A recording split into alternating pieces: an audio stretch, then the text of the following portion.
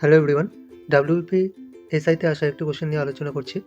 একটি আয়তক্ষেত্রাকার মাঠের পরিসীমা 20 সেন্টিমিটার, ক্ষেত্রফল 24 বর্গ সেমি, তাহলে মাঠটির দৈর্ঘ্য ও প্রস্থের পার্থক্য কত সেমি?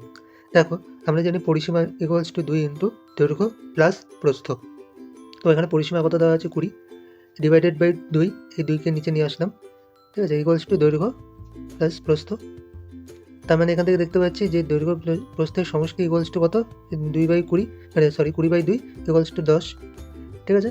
আর এখানে ক্ষেত্রফল মানে হচ্ছে এখানে কত দেওয়া আছে 24, এটা ইকুয়ালস টু আমরা দেখতে পাচ্ছি দৈর্ঘ্য ইন্টু প্রস্থ।